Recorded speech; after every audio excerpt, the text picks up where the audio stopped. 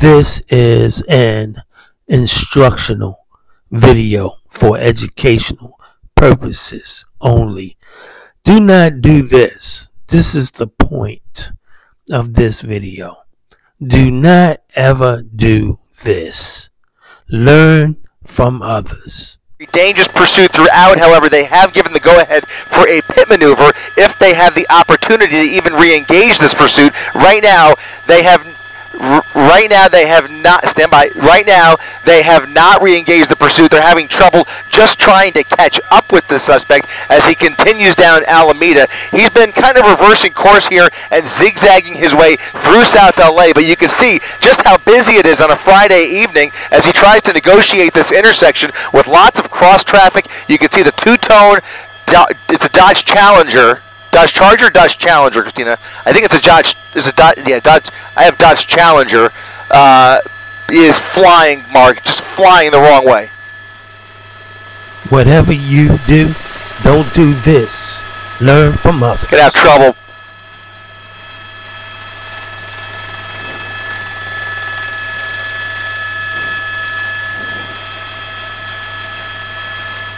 Yeah, he's having a hard time maintaining control at these speeds. A lot of hard braking as he approaches traffic at many of these intersections. Another busy one right there, right through it with lots of traffic there. You saw somebody trying to turn there. He is going about 70 to 80 miles per hour down Alameda Street. He's now been in Alameda for a good few minutes here, and that may provide them with an opportunity for a spike strip, but you can see there's just so much traffic in the area, it's going to be very difficult to set up for that. But at the very least, they can at least get units ahead of him and try and plan accordingly. It's a very difficult pursuit for LAPD, especially at these speeds. Again, he is flying down Alameda, heavily tinted windows. We do not know how many people are inside that vehicle, but they do have tactics at their disposal if they can get units in position. Right now, it's really up to the air unit to call out the location and then get those. Look at this! Oh, lots of close calls here.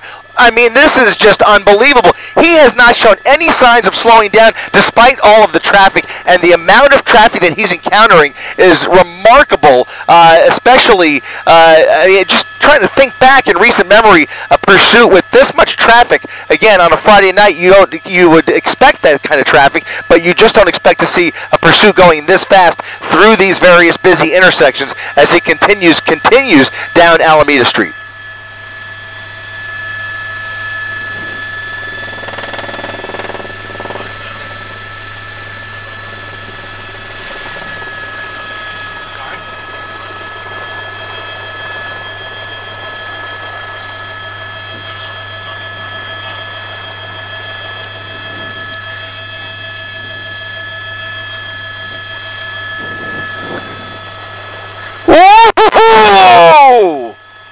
Oh my goodness! That was right near That was right near Bandera Street along Firestone Boulevard. He's made a right turn onto Firestone now, and he is just zooming down Firestone. We have seen so many close calls. Again, almost a miracle at this point that there have not been any collisions that we are aware of, but he is continuing to push the pedal to the metal through these intersections, at some points barely even braking, but really able to swerve around anybody in his way there. But a number of very close calls within inches of that last vehicle who was trying to cross the intersection here. He's easily going over the double yellow lines at times, going the wrong way wherever he has an opportunity, and now he's coming up on a little bit heavier traffic here for the first time, slowing down. They don't have anybody in the area, at least I don't see any sirens in the area, but right now he is now on Firestone Boulevard. He is heading in the westbound direction there on Firestone. We're going to try and, let's see, he's right, is he behind the tree, or is he up ahead? Go up ahead, up ahead, up ahead. There he is, weaving across lanes here, using maybe a bicycle lane to try and get around this traffic at Zamora. He's along Firestone Boulevard. Again, what I was about to say was that I don't see any units in the area that are prepared to intercept this pursuit.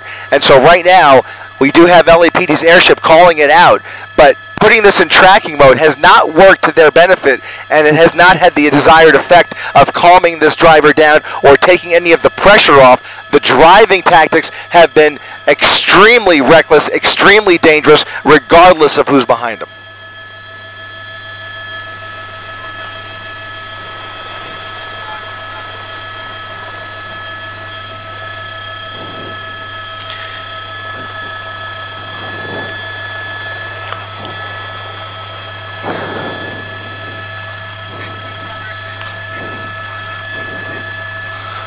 Well, that's another thing. He keeps turning his lights on and off at various points. He's been driving blacked out without any headlights. You don't even see the guy coming. Right now, he does have his headlights on, but they've been on and off over the course of this pursuit repeatedly. Now he's on a surface street here along 81st Street, going a little bit slower. He better. I mean, it's really a very narrow road right there. That's a residential street right there. 81st, making a turn possibly, or just negotiating another intersection as he continues much slower now for the first time, doing just under maybe 15, 20 miles per hour down that street there, and whereas there's obviously much less traffic. We'll see if he's looking for another major here or if he starts to speed up down 81st Street, but right now we are negotiating with LAX's air traffic control as we come through the right turn there. That's Avalon Boulevard, and he's slowing down a little bit. You can see the driving behavior has changed slightly here as he makes his way further west, but right now we don't see, still at this point, no sign of any black and whites in the area.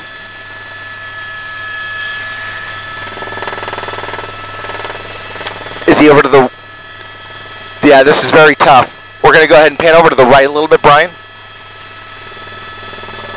Over to the right. Nope, a little more. There he is, there he is. That's him, that's him, that's him.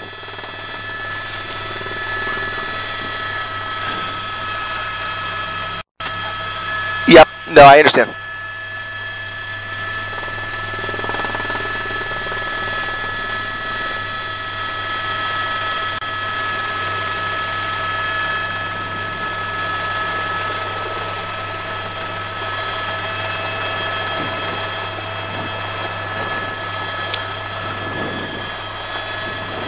Here he goes. Off to the races now, northbound San Pedro Street.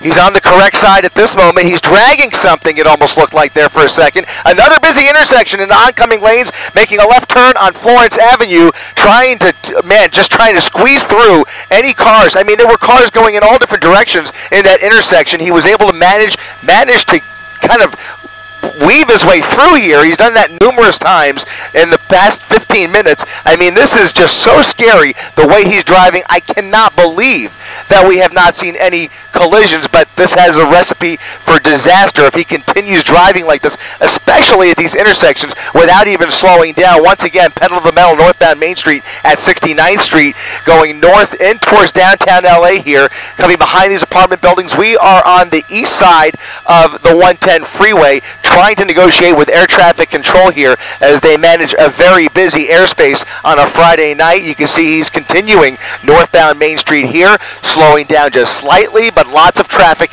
in the area here with a lot of pedestrian traffic as well in this area on any given night. So this is going to be just a heart-pounding pursuit no matter how you slice it. I just hesitate to even guess how this is going to end, but right now he is continuing northbound Main Street into the downtown area here in the next mile or so.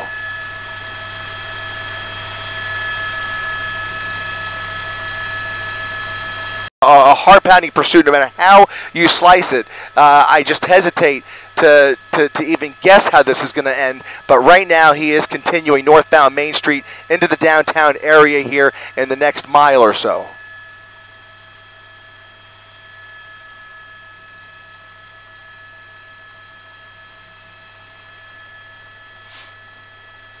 On the wrong way! Oof.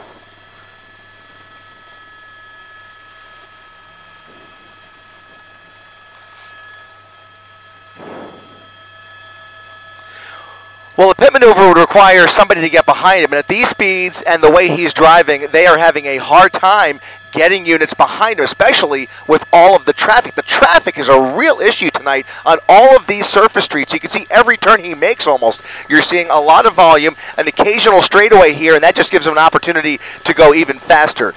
So if they can get somebody behind him, maybe they can cut him off at one of these intersections and just kind of slam up against that back bumper.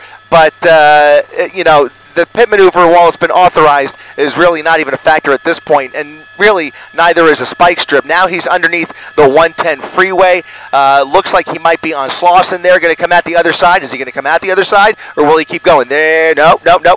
He did not come out. He did not come out. No. Did he? Did he foot bail? Did he foot bail? That's the question. It has not come out. Confirmation, this car has not come out. At least not yet. Under the freeway, we're going to come around the other side of the freeway here. You can see units making their way under the freeway. At least they're in the area here. The vehicle may have been dumped under the freeway. I saw somebody flying out the other side, but that may have been a different vehicle. He may very well still be underneath the freeway, guys, if he is. He's gotten into another vehicle. I'm hearing he's gotten into another vehicle. Okay, let's pan over to the right, and let's see which way he goes. Let's see which way he goes. He may have carjacked another car, guys. He's apparently gotten into a truck under the freeway. Trying to listen in here and eavesdrop on LAPD, but right now,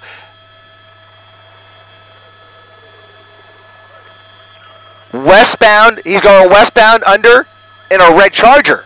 He's gotten into from a Challenger to a red Charger.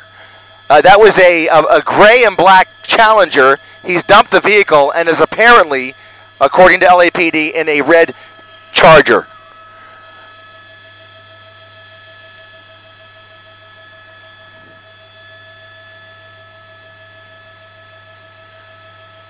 You see somebody running. Go ahead and push in there. Push in there. Let's see what we can make out here. Unfortunately, we can't get much closer. These are pedestrians. I don't think... those are cops. They are cops, and they are running back towards their vehicles under the freeway. He may be stuck in traffic as he tries to... Stand by. Stand by. Hoover and Slauson. Hoover and Slauson. He was just spotted at Hoover and Slauson. They're trying to make their way over there. That's Hoover and Slauson.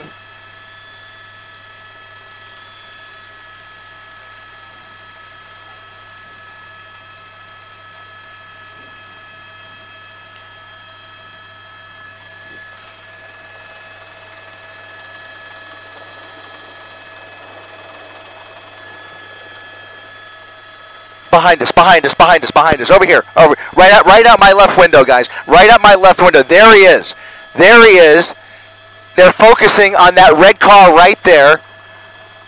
And we'll go ahead and confirm the make and model of that vehicle here in just a second. But they are focusing on that red car right there. That looks like a Chrysler. It's a Chrysler 300, not a Dodge Charger. It's a Chrysler 300 that they are now after. You can see the night sun from LAPD up above. Those units that you saw back there at the 110 were trying to get back to their vehicles and now kind of weave their way down here. We'll see what the driving is like here, but right now he is going about the speed limit on Hoover Street with all eyes on him. We'll see if this is indeed him. They have good information to believe that this may be that suspect, but judging from the driving here, this just seems almost too composed compared to what we were witnessing just a few minutes ago. He could be. Very possible.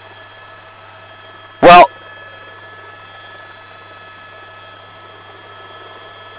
here comes LAPD. Here comes LAPD.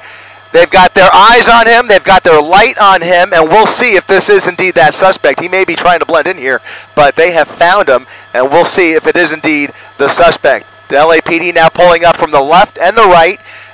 Officers out of their vehicles with their guns drawn. The driver cooperating, stepping out of the vehicle. This is Hoover and Vernon, the intersection of Hoover and Vernon. This driver looks oblivious, but again, it very well could be.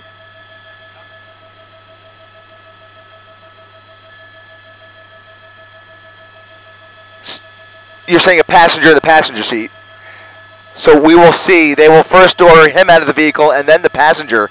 Whether that's a willing passenger or whether that, I doubt it. I mean, I would have, presumably, if this was indeed a carjacked vehicle, would be, well, anything's possible. There could have been numerous people that got out of the Charger and then jumped in this car, always a possibility, or this could have been a passenger who was under duress along for the ride here, if this is even the vehicle, but they certainly believe it is. And you can see everybody now converging on this Chrysler 300. It has come to a stop here. The driver proned out on the pavement. The next step will be taking that passenger out And then they're going to have a lot to sort out here to figure out whether these are the two suspects they're looking for or what the story is here. But something is not adding up. We'll see. These may very well be the two guys.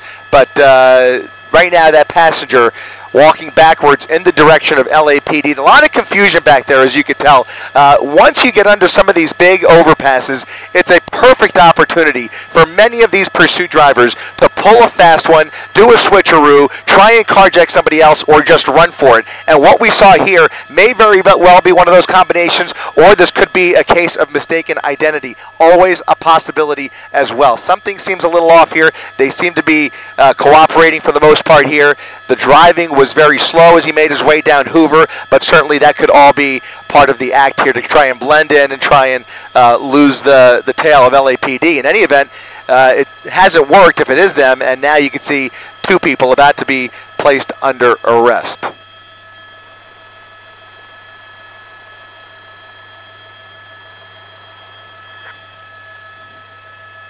We did not have a number of passengers in that vehicle, so for all we know, there may have been more than one. It was just too difficult. Those windows on that Challenger were very heavily tinted. Never really got a good glimpse inside the car. All we know about that vehicle is that the plates did not match the vehicle, is presumably how this pursuit started in the first place with one of those license plate readers. But you can see now two people about to be detained here. And again, we'll see if they are the two, or if maybe the driver jumped out and took somebody else hostage in that vehicle, in that red car. We'll see. We'll see how they sort this out here. But right now, they are pretty convinced that these are the two, or this is at least the vehicle that they are focused on.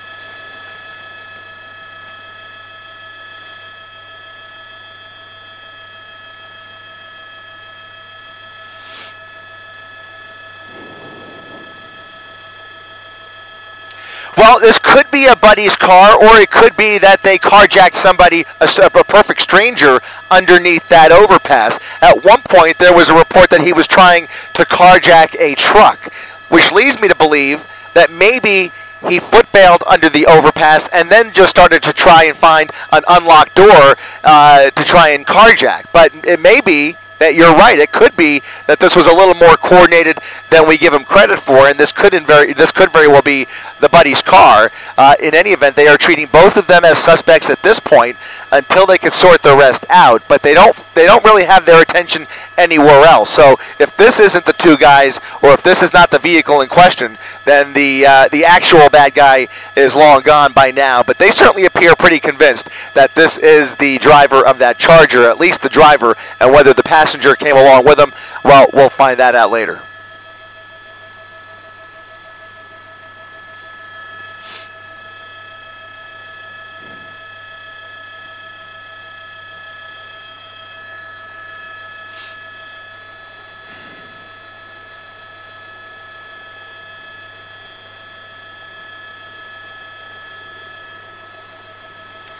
No, I mean, as far as we could tell, there were no collisions, and it really is a miracle, because for close to a half hour, he was driving at extreme speeds on surface streets across South LA. This all was initiated by LAPD's Newton Division, we picked it up in the Vernon area, made his way all the way down Alameda, and then came towards the 110 freeway. Never got on the freeway as far as I've heard, although there was a report that he might have been on the 5 at one point earlier, but in any event, it was underneath the 110 freeway that he decided to stop the vehicle and then either pull a switcheroo or carjack somebody else. It's pretty much one of those two choices at this point.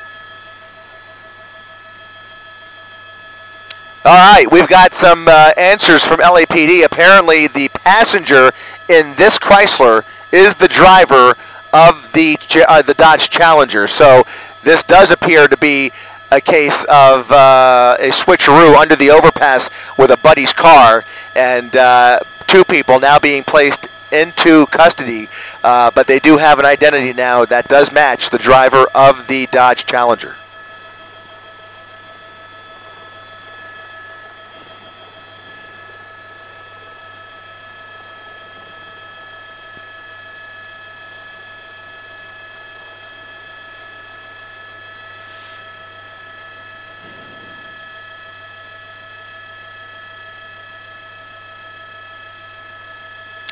And man, it almost reminds me, David, of a pursuit that we were following last night that they ended up losing, but it came about 130 miles per hour down the 60 freeway into the downtown LA area, where they were able to basically make their way into the tall buildings of downtown LA and lose about 7 helicopters and a boatload of police at the last minute. Once they got into downtown, they were able to get away. Downtown buildings and overpasses are the key ingredient for these guys to lose the police and lose the helicopters. Also, parking garages, parking lots, underground apartment buildings, those things are also very friendly for pursuit drivers. In this case, that large overpass of the 110 freeway gave him plenty of opportunity to switch vehicles, but not enough to get away. They were able to keep eyes on him. We saw at one point officers running under the overpass and eventually managing to track this car down and get their guy.